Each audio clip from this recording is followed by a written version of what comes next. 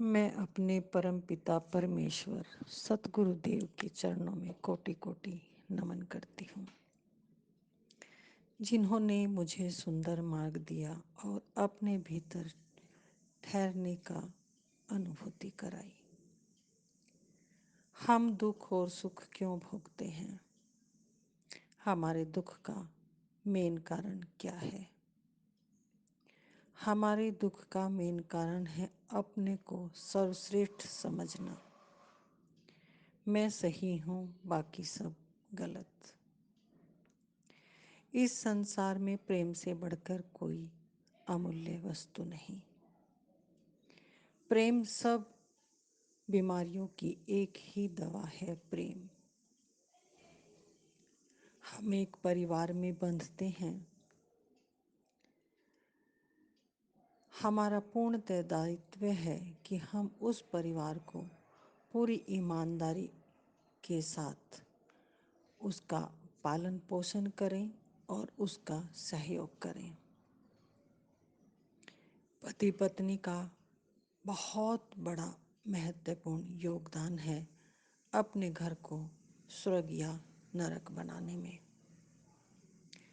जब हम नए रिश्ते में बंधते हैं पति पत्नी, तो हम एक दूसरे के प्रेम में पूरी तरह से लिप्त रहते हैं और हमें बिल्कुल भी एक दूसरे के दोष नज़र नहीं आते, क्योंकि हमारी जो चाह है, जिस पर्पज से हम एक दूसरे से बंधे थे, वह हमारी चाह धीरे धीरे पूरी होने लगती है और हम उस रिश्ते से उबने लगते हैं।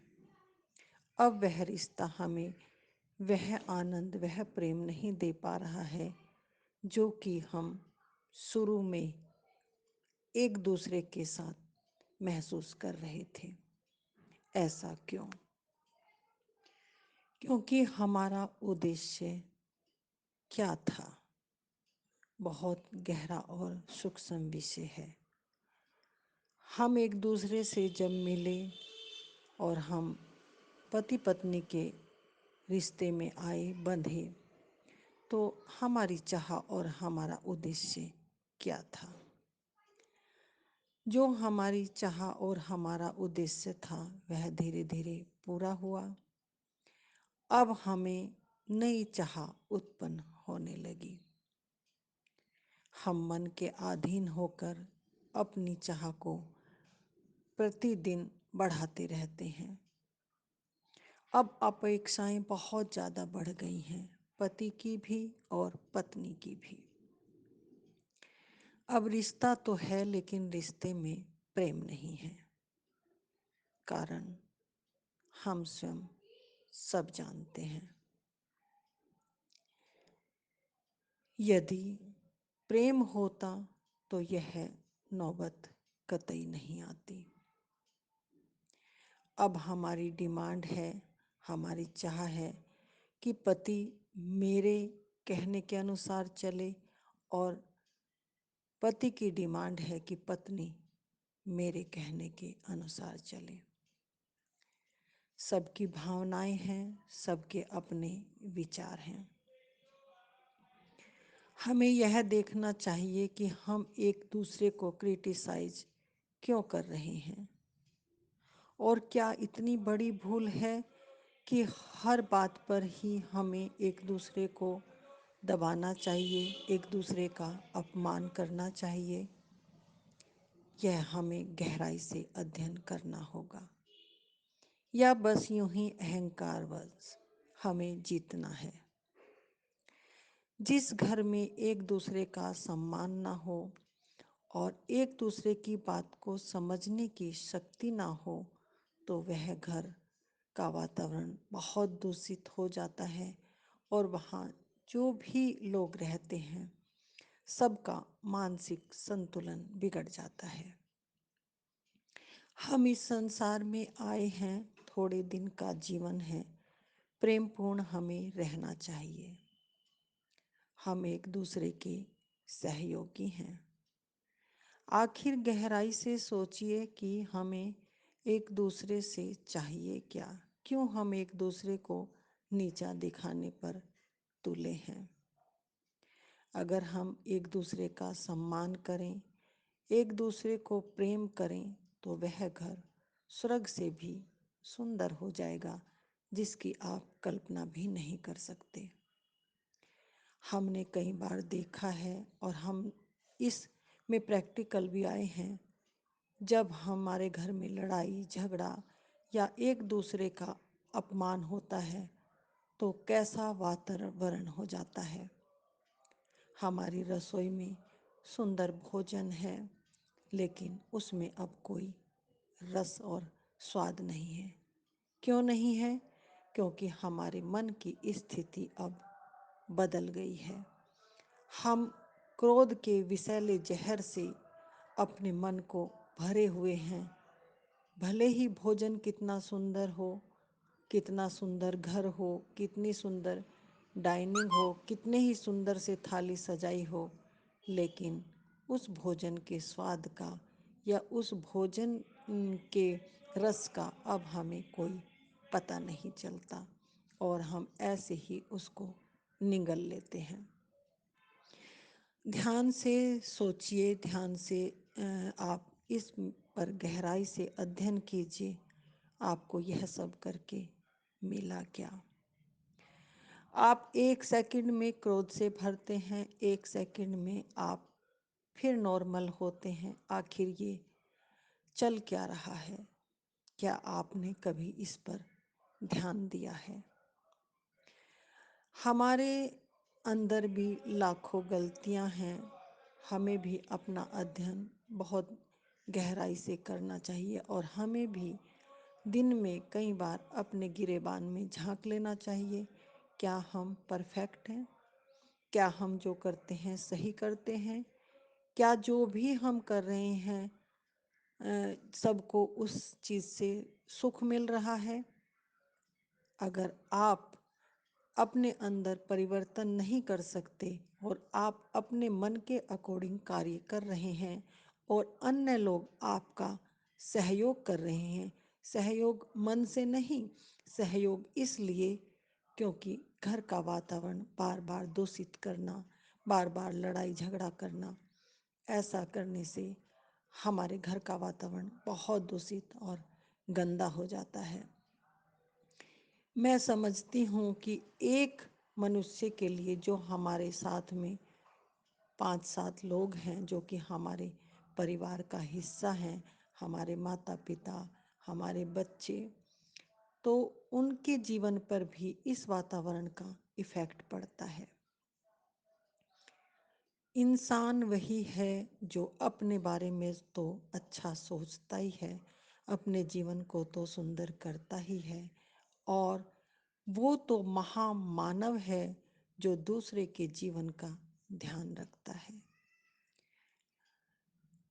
आपने अपना जीवन अपने हिसाब से जिया, लेकिन दूसरे के जीवन को दूषित करने का अधिकार हमें बिल्कुल नहीं है। दूसरे का जीवन बहुत महत्वपूर्ण है, हमें उनका सहयोगी होना चाहिए और जहाँ तक हो सके यथासंभव उनके जीवन को सुखमय बनाने के लिए सहयोग करना चाहिए।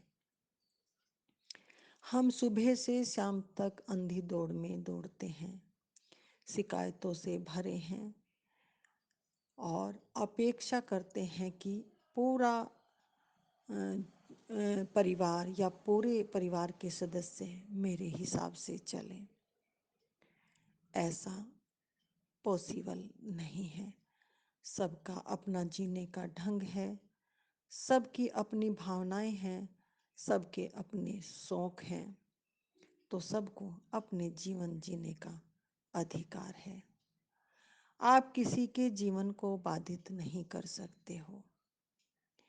माता पिता का कर्तव्य जब तक है जब तक बच्चा सेल्फ डिपेंड ना हो जाए, तब तक उसे समझाओ, राह दिखाओ, बताओ और उसके लक्ष्य तक उसे कितना भी कठिन प्रयास करना पड़े, हमें उसके लक्ष्य तक उसको पहुंचाना चाहिए। ये माता पिता की जिम्मेदारी है।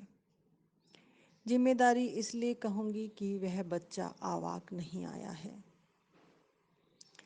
आपने कर्म किया, उस बच्चे को इस धरा पर लाए, तो अब आपका दायित्व है कि हम माता पिता होने के नाते अपनी जिम्मेदारी को पूरी ईमानदारी से, पूरी पवित्रता से पूरी करें।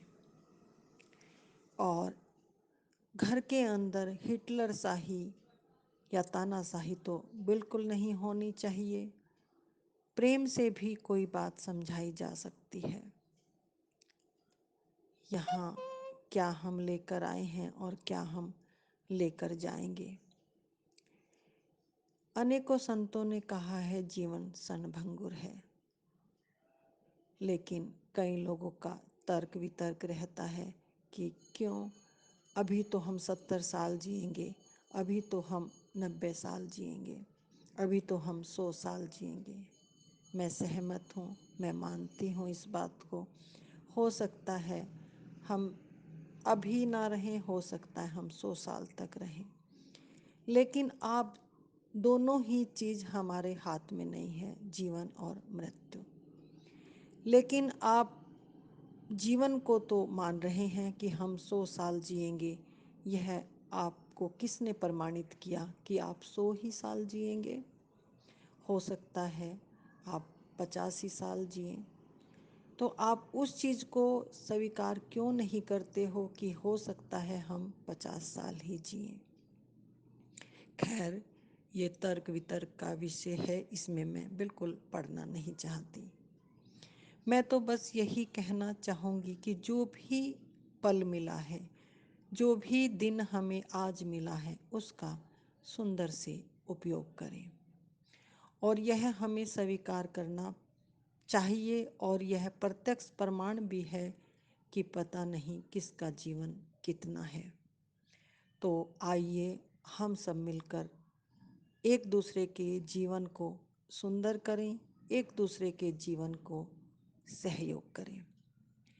मैं यहाँ एक बात और स्पष्ट करने देना चाहती हूँ कि यह जो मैं बात कर रही हूँ या सतगुरु की दया से जो भी मैं आपके समक्ष अपनी वाणी के द्वारा पहुँचा रही हूँ, यह पर्टिकुलर एक के लिए नहीं है।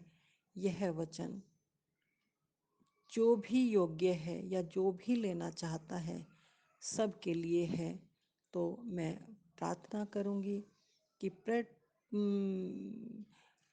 केवल अपने ऊपर ना इसको अप्लाई करके सब अपने अपने जीवन को देखें और अपने जीवन को रूपांतरित करें।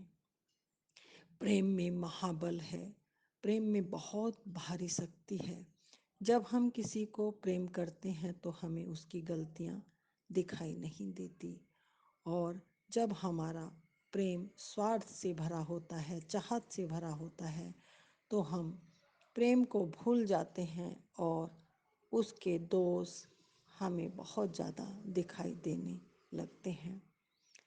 हर प्राणी के अंदर कुछ ना कुछ अच्छाई है। अगर हमें अपने जीवन को सुंदर करना है तो हम पॉजिटिव रहें और प्रेम से भरे रहें, और हम बिल्कुल भी नेगेटिव विचारधारा ना रखें और सबका सहयोग करें। इससे अपना जीवन तो सुंदर होगा ही, आसपास में जो थोड़ी बहुत कमियां हैं हमारे बच्चों में, हमारे परिवार में, वह भी हमारी पॉजिटिव सोच से धीरे धीरे परिवर्तन हो जाएंगी। तो ज़्यादा कुछ ना कहते हुए मैं अपने शब्दों को विराम देती हूँ। मैं देख रही हूँ सबके भीतर वही परमात्मा विराजमान है, तो सबके चरणों में नमन करती हूँ। अपने गुरुदेव को सत सत नमन करती हूँ। सतनाम श्री वाहे गुरु जी।